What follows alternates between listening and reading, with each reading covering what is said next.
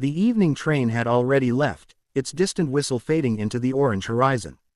Clara stood alone on the wooden platform, her small suitcase resting beside her boots. The wind carried dust across the empty station, and with every passing minute her hope grew thinner. She had traveled for 3 days to meet a man she had only known through letters, a rancher who promised her a new life, a home, and a name beside his. But no one came. Passengers had disappeared. The station master locked his office and nodded politely before leaving. Even the stray dog that had wandered near her feet eventually walked away. Clara unfolded the last letter she had received. "I will be there before sunset," it read. She looked toward the dirt road one more time. Nothing. Her chest tightened. Maybe he changed his mind.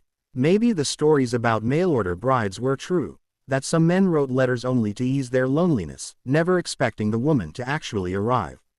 The sky turned deeper gold.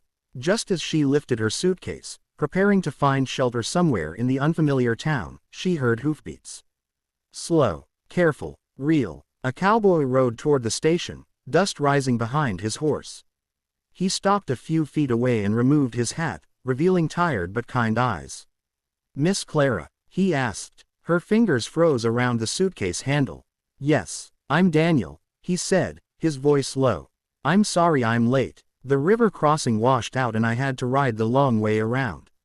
Relief hit her so suddenly she had to grip the railing to stay steady. "I thought you weren't coming." Daniel dismounted and reached for a wrapped bundle tied with twine. "I brought you supper. Figured you'd be hungry after the trip." She hadn't realized how hungry she was until the smell of fresh bread and smoked meat reached her. For the first time since stepping off the train, she smiled. They sat on the edge of the platform sharing the simple meal while the last light faded from the sky. Daniel didn't speak much, but his quiet presence felt steady, like the land itself.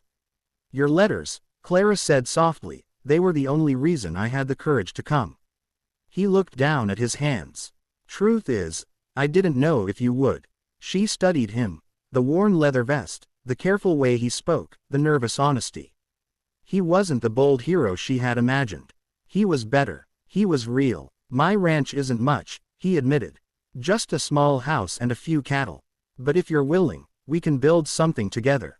The words weren't grand. They were simple, honest, a promise without decoration. Clara looked at the empty tracks, then at the man beside her.